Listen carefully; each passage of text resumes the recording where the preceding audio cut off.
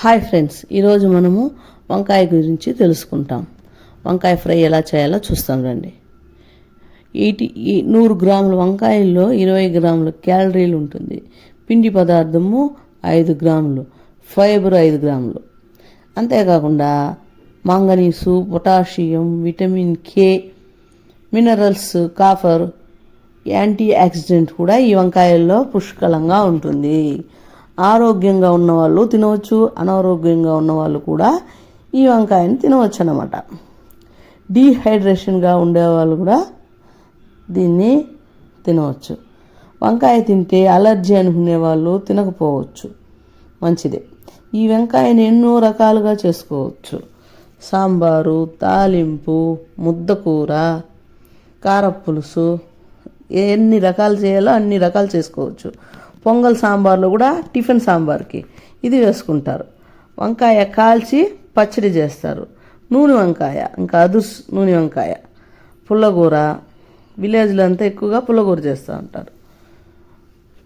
వంకాయ పచ్చడి, వంకాయ బజ్జీ. ఈ వంకాయ నిమిషంలో ఉడికిపోతుంది. ఈ వంకాయలో ఇది నీరుగాయ కాబట్టి టక్కన ఉడికిపోతుంది.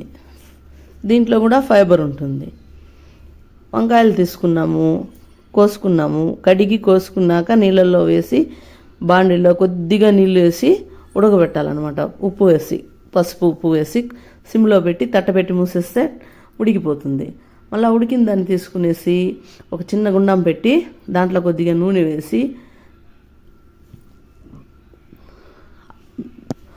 పడియాలు, జీలకర్ర, కొద్దిగా తెల్లగడ్డలు కొట్టేసి కరివేపాకు వేసి చిటపటలాడించిన తర్వాత ఈ వంకాయలు ఉన్నాయి కదా అవి తీసివేసి కాసేపు అట్లే తిప్పాల, సిమ్లోనే తిప్పాల. ఆ నూనెలో ఆ కాయ కొద్దిగా ఫ్రై కావాల, అప్పుడు కొంచెం టేస్ట్ వస్తుంది.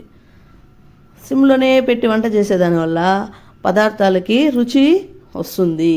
హైలో పెట్టినామంటే భిన్న అయిపోతుంది, కాయ ఉడకదు, కలర్ మారిపోతుంది, అట్లా జరుగుతుంది అనమాట. బాగా ఉడికిన కాసేపు తిప్పిన తర్వాత మిరప్పొడి కొంచెం కొట్టి పెట్టుకోవాలి. సాంబార్కి, పులుసులకి వేస్తాము అవి కాకుండా ఉత్త మిరప్పొడి కచ్చాముచ్చాగా కొట్టి పెట్టుకుంటే ఆ పొడి వేస్తే చాలా బాగా ఉంటుంది. ఆ పొడి వేసి తిప్పిన తర్వాత అలా గరిటె పెట్టి కలిపెట్టినామంటే నలిగిపోతుంది. ఇట్లా తీసి తిప్పాల. తిప్పిన తర్వాత ధనియా పొడి వేసి దింపుకుంటే సూపర్గా ఉంటుంది.